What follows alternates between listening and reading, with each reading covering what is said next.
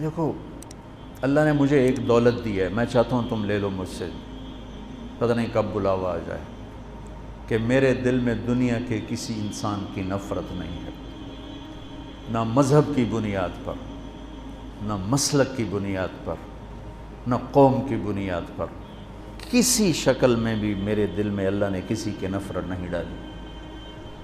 مجھے شراب سے نفرت ہے، شرابی سے نہیں، زنا سے نفرت ہے، زانی سے نہیں، جھوٹ سے نفرت ہے، جھوٹے سے نہیں، مجھے غلط عقائد سے نفرت ہے، غلط عقیدے والے سے نہیں۔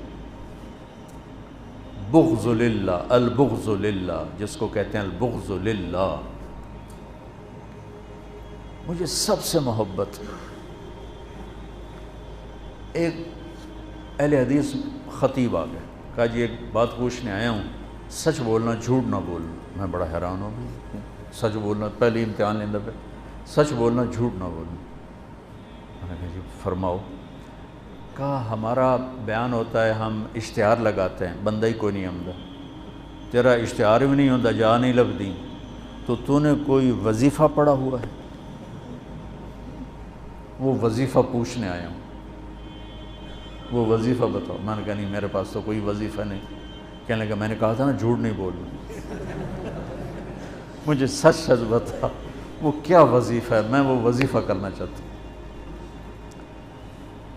وہ پیچھے ہی پڑ گیا۔ میں نے کہا مولانا صاحب میں نے کوئی وظیفہ نہیں پڑھا، مجھے کوئی وظیفہ، میں وظیفے پڑھتا ہی نہیں، میں تو صرف صبح شام کی دعائیں پڑھتا ہوں، وہ مسنون تسبیحات پڑھتا ہوں بس۔ جو زیادہ پیچھے پڑ گیا میں نے کہا ایک وظیفہ ہے، سب سے محبت کرو سارے ہی آ جائیں۔ تو اللہ نے میرے دل سے سب کا بغض نکال دیا ہے، ذات۔ ہاں مجھے برے عمل سے کا بغض ہے، برے عقیدے سے بغض ہے، بری زندگی سے بغض ہے، لیکن ان افراد سے نہیں ہے، وہ اللہ کے بندے ہیں۔ اگر وہ کلمہ پڑھتا ہے اندر سے جو مرضی ہے، میں اسے مسلمان ڈیل کروں گا اور اسے اپنے گلے لگاؤں گا، اپنا ہاتھ اس کے لیے پھیلاؤں گا۔ اس وقت دنیا میں یہ سوچ دم توڑ چکی ہے، اور مدرسوں سے نکلنے والے بچے بھی نفرت کی آگ میں جل رہے ہوتے۔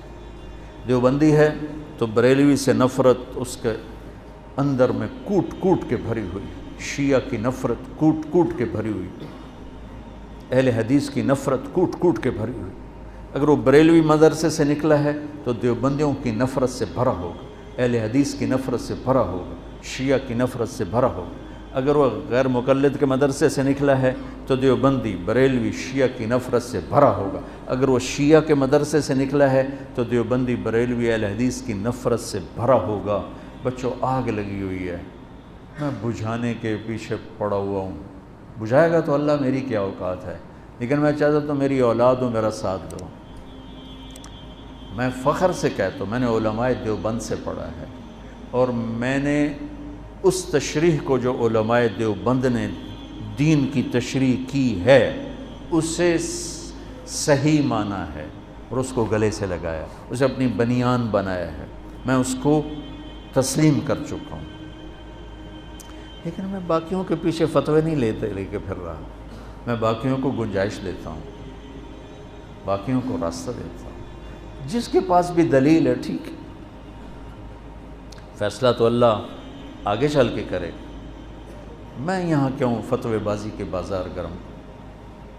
ایک مناظرہ دیکھا، ایسی کلپ کھل گیا تو وہ ادھر ہمارا وہ تھا مناظر اور ادھر تھا اہل حدیث کا رفع یدین نہیں ہے، رفع یدین ہے۔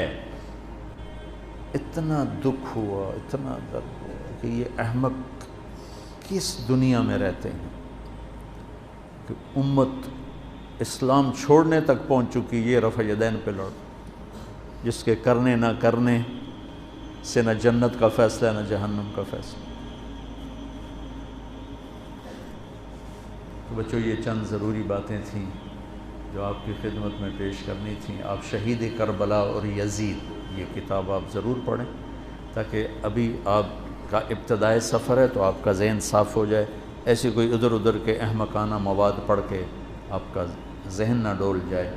ہم صحابہ کو بھی ان کا مقام دیتے ہیں، کُلًا وعد اللہ الحسنى، اور اہل بیت کو ان کا مقام دیتے ہیں کہ اللہ تعالیٰ نے کہا انما یرید اللہ لیذھب عنکم الرجس اہل البیت ویطہرکم تطہیرا۔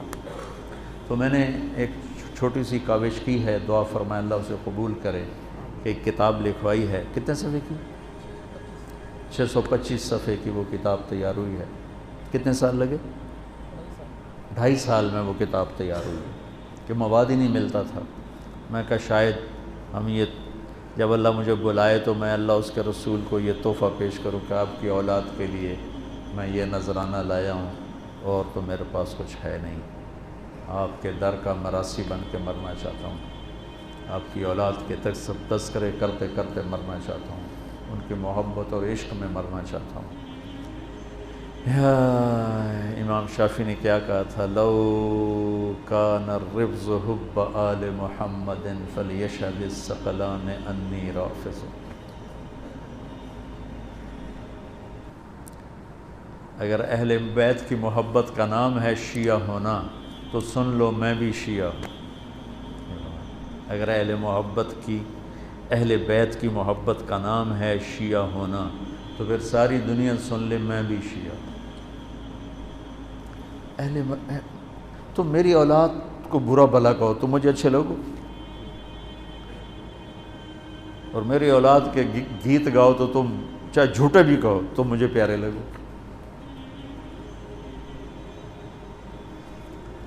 تذکری ہمارے کو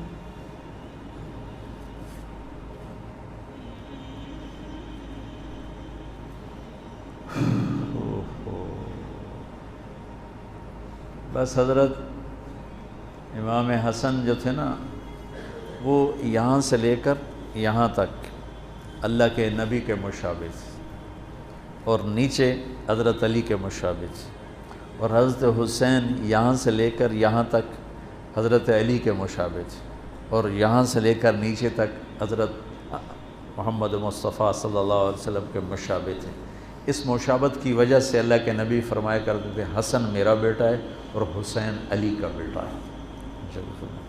تو اللہ نے حضرت حسن کو ذہن فطانت بھی نبوت والا دیا تھا۔ بہت عجب، بہت عجب۔ پڑھو ان حضرات کی سیرت پڑھو،